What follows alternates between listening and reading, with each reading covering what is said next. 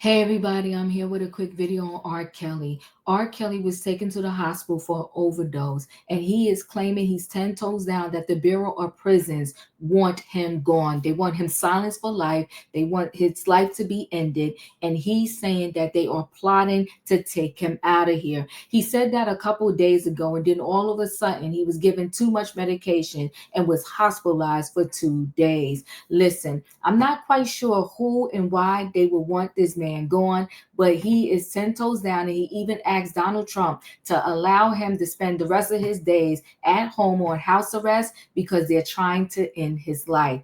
So let me just go back up here. So R. Kelly, the Bureau of Prisons tried to off me again. Alleged plotted overdose left him hospitalized. R. Kelly is doubling down on his claim that his life is in grave danger in prison, now alleging the Bureau of Prison staff at his federal center in North Carolina purposely fully gave him too much medication, causing an overdose that left him in the hospital. A court filing submitted by his attorney, Bo B. Brindley, Monday claims R. Kelly was left bedridden in the hospital after a solitary confinement staff member instructed him to take additional medication the night of June 12th. The next morning, the Pete Piper allegedly awakened, feeling faint and dizzy, and when he attempted to get up, he fell on the floor, crawled to the door of the cell, and lost consciousness. He was subsequently taken to Duke University Hospital. During the ride there, he claims he heard a prison officer begrudge. This is going to open a whole new can of worms. During his 2 day stay at the hospital, Kelly says he has learned he was given an amount of prescribed medication that could have ended his life.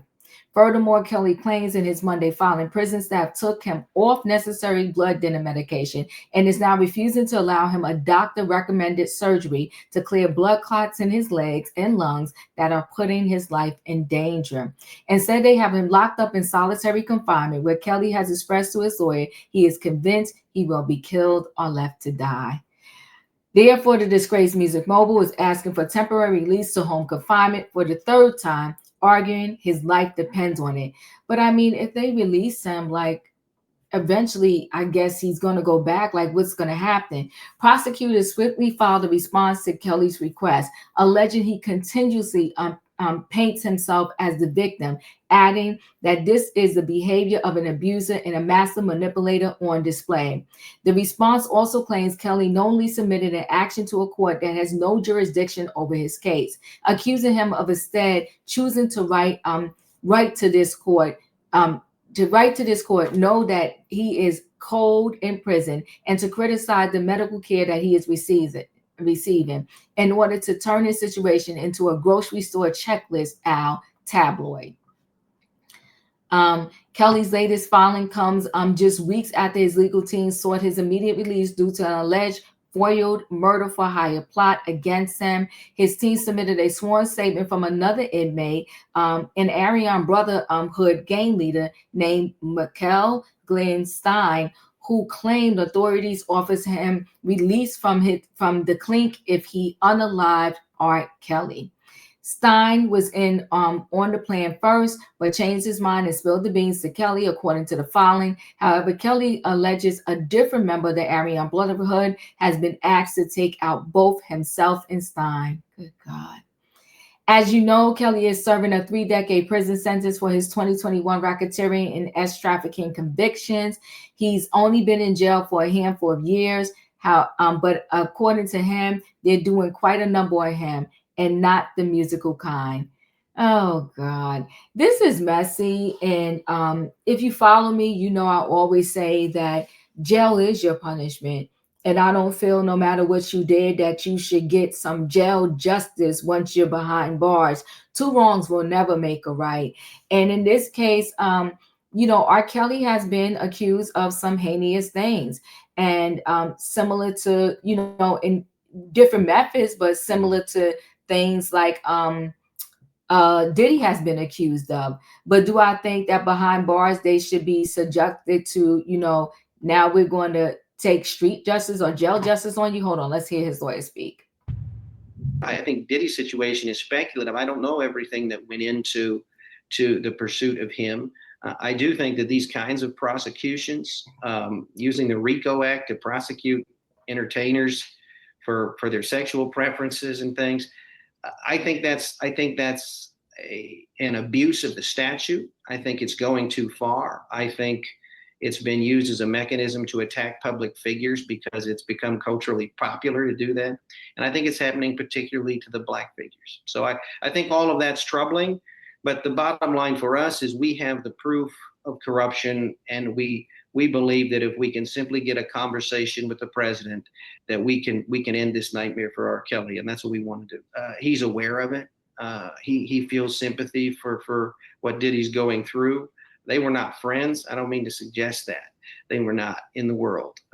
Far from it, I think, in fact. But in reality, he sympathizes with anybody that's being put through this because he knows what happened to him. And while he doesn't know the ins and outs of what was done to Diddy, if it's anything like what was done to him, he feels for him. And he definitely expressed that.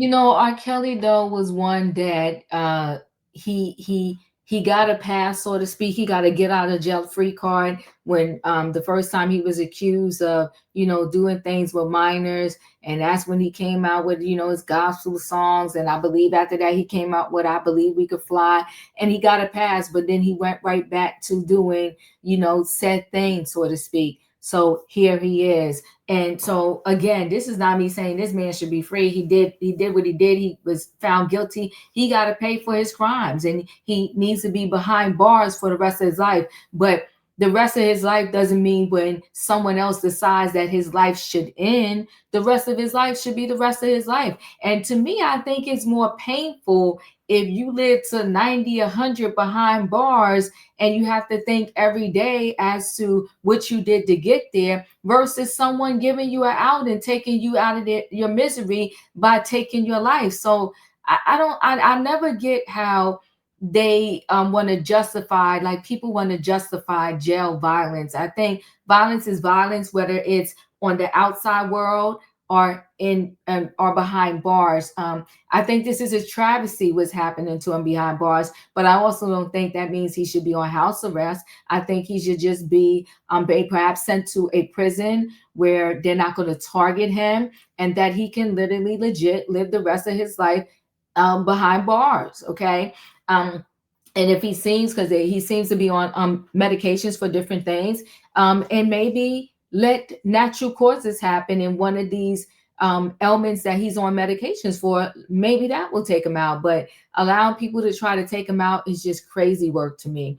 But listen, everybody, chat with me in the comments, and when I get an opportunity, I will chat back. If you're not a subscriber, subscribe, hit the notification bell so that every time I upload a video, you will be notified. If you are a subscriber, welcome back. Everybody, thanks for watching. Let me know your thoughts. Why do you think they want this man gone? Why do you think they want to take his life?